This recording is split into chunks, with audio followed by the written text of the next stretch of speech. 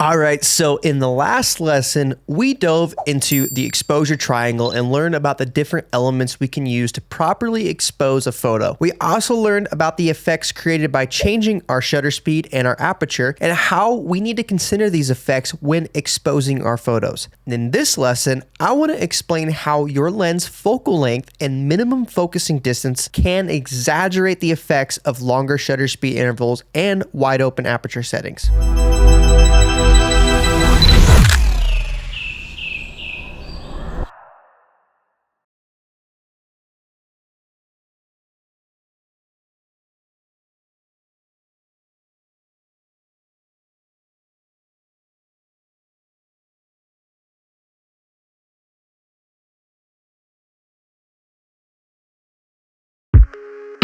As we learned in the gear section of the course, the focal length of a lens is essentially what determines how wide or how narrow our field of view is when taking a photo. The smaller the number, the wider the field of view or the more we can see, and the larger the number, the tighter the field of view or more zoomed in our images are. Now, if you remember, I also mentioned distortion and compression in that lesson, which is essentially how elongated we can make shapes look and how we can remove the sense of distance or add to the sense of distance in a given scene. These elements are directly related to the focal length of your lens. A wider focal length will have more elongated distortion effects and will have almost no compression. What that means is that shooting with a wide lens, your image will give your viewers a wider sense of space. It will cause objects in your scene to seem like they were further apart than they really were in real life. With a longer focal length, the distortion will not elongate things in your scene, but will rather compress your scene more and will remove the sense of distance.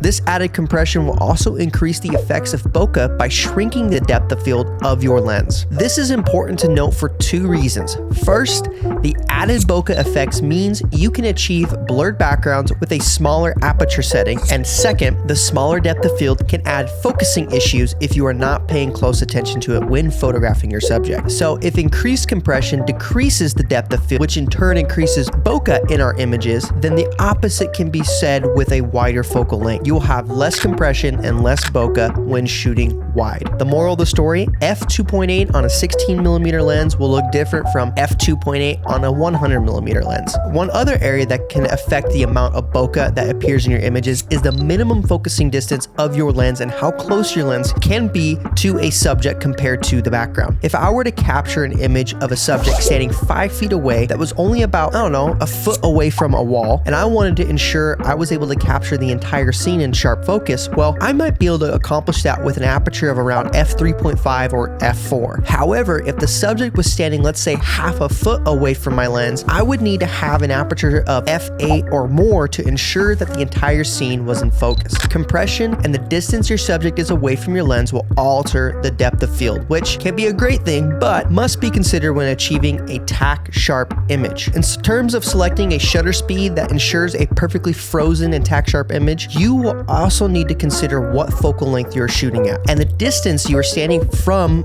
that particular subject you're photographing. If I'm shooting a subject with a 100mm lens from 100 yards away with a shutter speed of 1/50th of a second, I will have a very hard time removing motion blur from my image. I'm going to explain this using a non-photography example. Let's say I'm trying to draw two perfectly parallel lines across a wall. If I am 1mm off at the start with my second line, the effects won't be that drastic at the beginning. However, at the end, my lines will be way off. As the distance increases, the air is exaggerated. This is why shooting with slower shutter speeds with longer lenses can be difficult. Any shaking or jitter can introduce a small amount of motion blur. And just like we learned from our example, by adding distance, that small jitter will cause a completely blurry, unusable mess at longer distances. Okay, so this is where I give you the first rule of photography. I say rule very loosely, as photography is art, which means it's subjective. However, this is called fundamental photography, so I'll teach you guys a few fundamental rules to ensure quality photos. Make sure you guys are following what I call the 2x rule, which means that the shutter speed you shoot with should be at least 2 times the focal length you are shooting with. Of course, from there, you'll need to factor in whether or not your subject is moving or if you're trying to creatively introduce motion blur. However, using the 2x rule will help you when choosing a shutter speed to ensure tack-sharp images. Okay, I know that the last 2 lessons covered a ton of information and variables you need to know when taking a photo. Don't worry, your camera has ways to remove a lot of these variables from you. But if you really want to start taking professional level photos, then you need to own these concepts, as they will definitely set you apart.